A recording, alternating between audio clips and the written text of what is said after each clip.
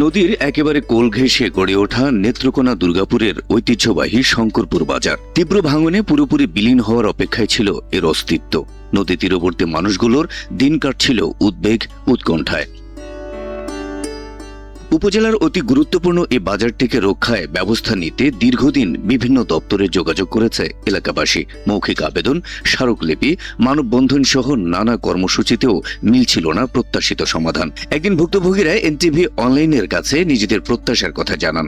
বাজারটিকে রক্ষায় ব্যবস্থা নিতে বাংলাদেশ জাতীয়তাবাদী দলের তৎকালীন আইন বিষয়ক সম্পাদক ব্যারিস্টার কায়সার কামালের দৃষ্টি আকর্ষণ করেন। পানি উন্নয়ন বোর্ডেও আমরা একাধিক দরখাস্ত করেছি, কিন্তু আমাদের এটার দিকে কেউ সুদৃষ্টি দিতেছে না। আমাদের এই ভাঙনটা হলো কোনোভাবেই রোধ হইতেছে না এবং আমাদের বাজারটা প্রায় বিলুপ্তির দিকে। আমাদের প্রিয় নেতা দুর্গাপুর কলমাকান্দার প্রাণপ্রিয় নেতা জননেতা ব্যারিস্টার কায়সার কামাল মহোদয়েরও দৃষ্টি আকর্ষণ করছি যে আজকে আপনাদের মাধ্যমে যেন এই কাজটি দ্রুত করে আমাদের শঙ্করপুর বাজারকে রক্ষা করা হয়। বিভিন্ন সময় বিভিন্নভাবে অ্যাপ্লাই করার পরেও আমরা কোনো এটার প্রতিকার বা এটার ব্যবস্থা হয়নি। আজকে এনটিভির মাধ্যমে আমরা আবার বলতে চাই, আমাদের সমস্ত এই এলাকাবাসীর সবার পক্ষ থেকে বলতে চাই যে আমাদের এই ভাঙন রোধে জরুরি যে পদক্ষেপ নেওয়া যায়, যেটা মানে যত দ্রুত সম্ভব পদক্ষেপ নেওয়া যায়, সেটাই হচ্ছে আমাদের দাবি। এনটিভি অনলাইন বিষয়টি নিয়ে গুরুত্বের সাথে সংবাদ প্রচার করলে তার নজরে আসে বর্তমান জাতীয় সংসদের ডেপুটি স্পিকার ব্যারিস্টার কায়সার কামালের। ত্রয়োদশ জাতীয় নির্বাচনের দিন বিকেলে নদী তীরে বাঁধ দেওয়া সহ এলাকাবাসীর যাবতীয় সমস্যা সততার সঙ্গে সমাধানের প্রতিশ্রুতি দেন তিনি। বছর পর বছর এই এলাকার সাথে সম্পৃক্ত গণমানুষের সাথে সম্পৃক্ত বিভিন্ন সামাজিক উন্নয়নমূলক কার্যক্রম করে যাচ্ছি, যে কারণে প্রত্যেকের কাছ থেকে আমি মানে প্রত্যাশা যা ছিল তার চেয়ে বেশি সাড়া পাচ্ছি। সেই কমিটমেন্ট এখন আছে, ভবিষ্যতে ইনশাআল্লাহ থাকবে যে আমি 100% সততার সাথে কাজ করব।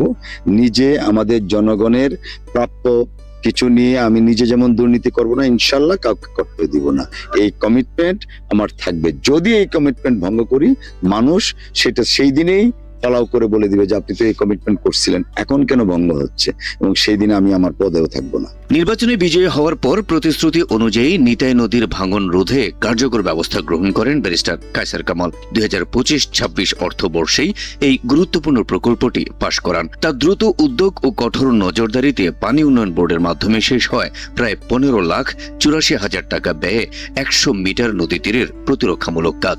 নিশ্চিত বিলীন হতে যাওয়া শঙ্করপুর বাজার রক্ষা পাওয়ায় ব্যবসায়ী ও স্থানীয়দের মধ্যে ফিরে আসে স্বস্তি। তাই তাদের কণ্ঠে ঝরে পড়ে কৃতজ্ঞতার ফুলঝুরি। আমাদের মাননীয় ডেপুটি স্পিকার ওনার সুদৃষ্টি পড়ে আমরা ওনার দিক নির্দেশনা অনুযায়ী পানি উন্নয়ন বোর্ডের লোকজন অফিসার যারা আছে তারা আমাদেরকে নিয়ে এই কাজটা সম্পূর্ণ করে আমরা ইতিমধ্যে কাজটা সম্পূর্ণ করতে পেরেছি। আর এলাকাবাসী এই কাজটা সম্পূর্ণ হওয়াতে খুবই আনন্দিত। এনটিভির পক্ষ থেকে যে সংবাদটা প্রচার করা হয়েছে, ওইটা আমাদের মাননীয় ডেপুটি স্পিকার পাওয়ার পরে যে আমাদের এই বাজারের যে ভাঙন রোধ করার যে উদ্যোগটা নিয়েছেন, এতে আমরা এলাকাবাসীর পক্ষে খুব সন্তুষ্ট।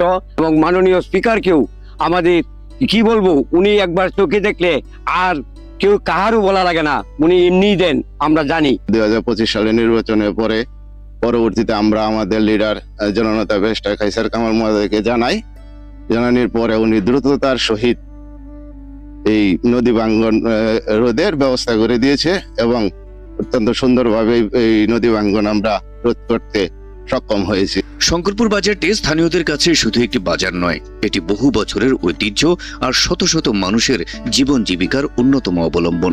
তাই নদী ভাঙন রোধে কার্যকর পদক্ষেপে শুধু এই শঙ্করপুর বাজারই নয়, রক্ষা পেল শত বছরের ঐতিহ্যটাও।